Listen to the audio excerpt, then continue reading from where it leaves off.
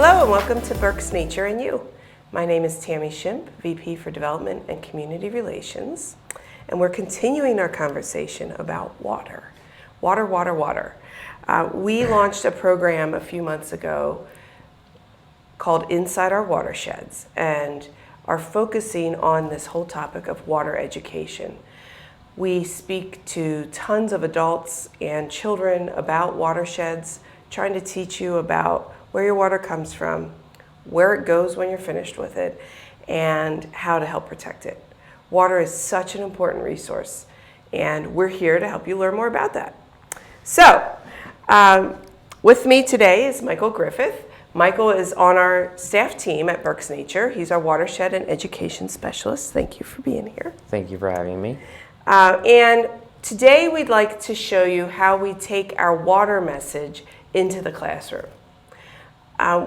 We quickly learned that not only adults need to hear this message, but it's super important for children of all ages to hear this message about watersheds.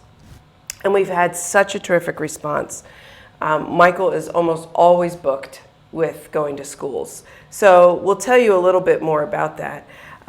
First of all, Michael, will you please tell us what a watershed is? So a watershed is a drainage basin. It's a relative term, so you could talk about a large watershed, a national watershed that drains into the ocean, or you could talk about 2 or 3 streams that lead into a lake. So it's relatively termed to any size, but it's just a drainage basin, so where the water ends up.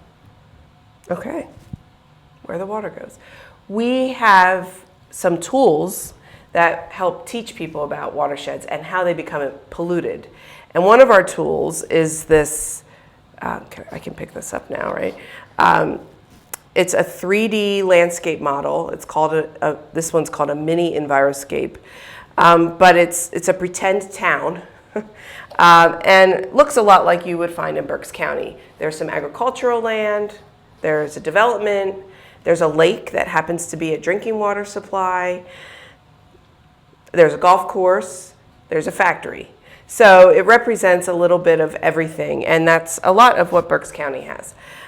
So we take these Enviroscapes into the classroom, and in less than a month, you reached About 1,300 students. 1,300 students just doing this presentation. So going into the schools and letting the kids have this hands-on experience is really powerful. And why don't we go through the demonstration, and then we can talk about if anyone's interested in seeing the presentation in their own school, how they could go about requesting that. So tell us a little bit about what you're going to do here, and I'll ask a lot of questions. As Tammy explained, there's lots of different areas on here. So we have a farm, and back here we have an area that was cleared that's getting ready to be built on. So there's no trees, which is a very bad thing, and they haven't planted any crops yet. So what you have there is just loose soil.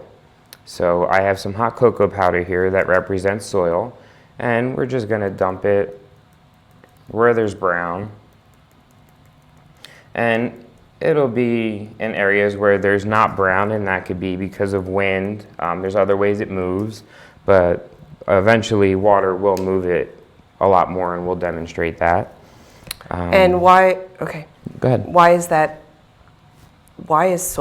loose soil bad? Because it can muddy the streams, so it can turn a clear stream into a brown stream. It can carry nutrients with it. It can increase the sediment load, which can affect the life cycle in the water. So things that live on the bottom feed the things that live closer to the top. So having a heavy sediment load can really impact the waterway in a negative way. Okay. What's next? So now we have your home fertilizers, pesticides, and herbicides. So here we would normally have houses. We didn't put any of them on today, but right here we're going to pretend that there would be houses, and your homeowner has a garden or a pedicured lawn, or lawn doctor comes out, and they're going to sprinkle their pesticides and herbicides. all over their neighborhood. And one of the problems that I've researched is that Americans think more is better. So they don't always read directions. So they think more pesticides will kill more bugs, but that's not true. The earth is a system and it can only absorb so much. So after it takes in what it can, the rest will end up somewheres. And we'll demonstrate that visually in a couple minutes. Okay, so, and I imagine well-manicured parks, golf courses, and our backyards all use the same kind of thing. Correct. Okay, so we've got sediment and we've got fertilizers. Yes. Now we have the farm. They use the same thing as the homeowner, but they use a more professional type brand. So they will use more of it. Cow manure, if they don't have storage, as the cows go to the bathroom, they would just continually spread it onto the fields because they have nowhere to store it.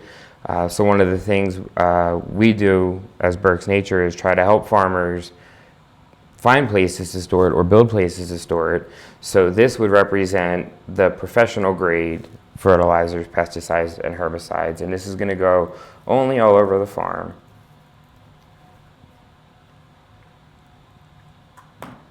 So now we have the farm pesticides, herbicides, and fertilizer, soil, and the home pesticides, fertilizers, and soil. I'm afraid to ask what's next. So what's next is manure. So farms have cows, and neighborhoods have dogs. So this is going to go on farms and neighborhoods. And a lot of times I get asked, well, how come you don't have to go into the woods and clean up after the manure or after a deer? And if you think about it, the earth is a system. In the woods, you have the whole life cycle going on. In a neighborhood, you have a lot of impermeable surfaces or surfaces that water cannot penetrate. So if you're not cleaning up after your animals, something's going to happen to that waste because it can't penetrate into the ground.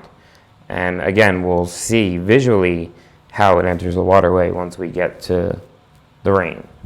So pet waste and cow manure and any other kind of livestock could be good as fertilizer on the land, if but used not properly. in excess. Yes. And not washed into the waterways. Yes. Most farmers should have about 6 months of cement storage to prevent constantly having to put it on. Okay. If they don't have that, then they just have to keep laying it out and they're not growing crops, so it'll just run off whenever it rains. Okay. What's our final pollutant? The final pollutant is human-made. So this represents plastics. So this is that person you're driving behind and you see them throw their plastic water bottle out the window, their cheeseburger wrapper, any kind of plastic. So this can go anywheres. You know, people throw stuff all the time. I've seen refrigerators in rivers before, tires. So people will throw anything away. That's right. Any place where they think they won't get caught. And they don't realize the damage it does. So this certainly doesn't represent all kinds of pollutants that could affect a watershed, but it's a good representation of what we might find here at home. And now we'll show you what happens when it rains. Okay, so here's a typical landscape that we can find in Berks County. We've polluted this landscape now, Michael. Yes. Way to go. We have loose sediment, which again, it's soil. We use it on our land, we need it, we want it, but we want to keep it on the land.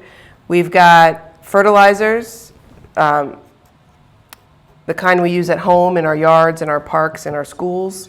We have commercial grade fertilizers and other kinds of treatment chemicals that we use on farms and maybe in factories.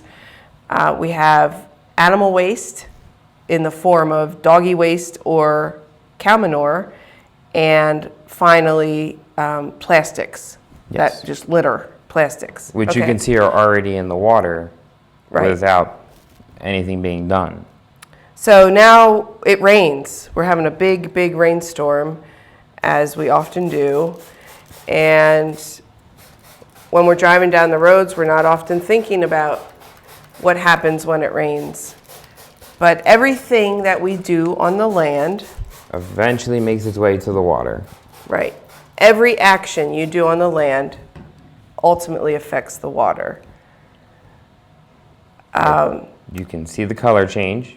Yes. One of the powders I put the least amount of is the cherry Kool-Aid, which represents red. But if you look at the water, you can see how that dominated the water. So in a sense, you don't need the most amount of pollution to have the biggest effect. Sometimes it can be the smallest amount of pollution that could have the biggest effect on the water. Right, that's a very good point. So again, a watershed is all the land over which water flows to a common area. And this area, this lake here, which is now, it looks like a red lake, could be, for pretend purposes here, for demonstration purposes, could be our drinking water supply. Lake Onalani. So you can see by this demonstration how important it is for us to keep our pollutants out of the water, use them properly, and help protect our drinking water supplies. Absolutely. And you mentioned earlier aquatic life. Oh, well, if you think about it, there's a big word, it's called biomagnification. So animals living in that water, you have little critters who are polluted, get eaten by bigger critters who are polluted. Now you have double the pollution. Then a bigger critter eats that critter and it goes up the food chain. And if you want to go catch a trout for dinner, you could end up polluting yourself. Right, without knowing it. Okay, Michael, so we have a polluted watershed and a drinking water supply here. What are some ways we could prevent this from happening in the first place? So one of the biggest ways is to plant buffers in between your rivers and roadways or houses or whatever's next to the river. A buffer is just a bunch of trees or plants, and they can help take up some of the pollution. Another way would be to clean up your pet waste and make sure it's disposed of properly. How would we do that? So pick it up, throw it in your garbage, and let it go to the dump and decompose there. They have a special way of dealing with the decomposing organic matter. When it comes to pesticides, fertilizers, or herbicides, read the directions. There's a website you were talking about that can help homeowners.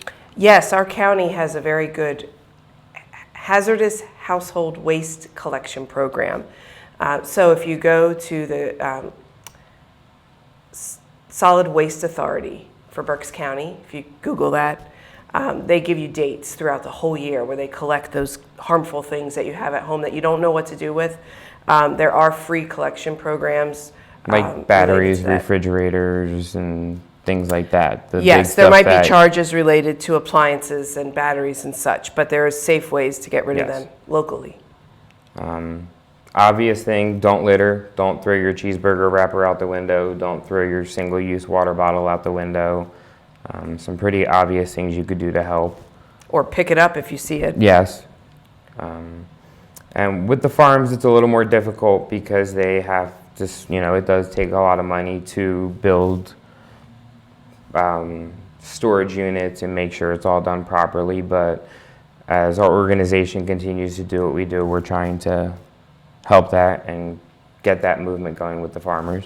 Yes, we partner with farmers every day to help them implement good management practices on their properties and clearly affecting the water quality in a good way now. Yes. Okay, and last but not least, if I'm sitting here watching our show and I'm a teacher, how could you come visit me and my students to give my students this hands-on opportunity to learn about water pollution? So you don't have to just be a teacher. You could be a Boy Scout, Girl Scout leader, or you could just want to run a program at a facility. We do them all over with many types of people. You can reach me through the Berks Nature website, berksnature.org. My email address is michael.griffith@berksnature.org. You can email me, or you can call me at 610-492. 372. It's 372-4992, extension 108. I thought maybe you were sharing your personal cell phone number. Got a little nervous here. 610-372-4992, extension 108. But we'd be happy to come visit you and any group and do a hands-on presentation. Thank you, Michael. This has been very interesting. Thank you for having me. And thank you again for tuning in to Berks Nature and you. Have a nice day. If you'd like to learn more about Berks Nature, please join us at www.berksnature.org.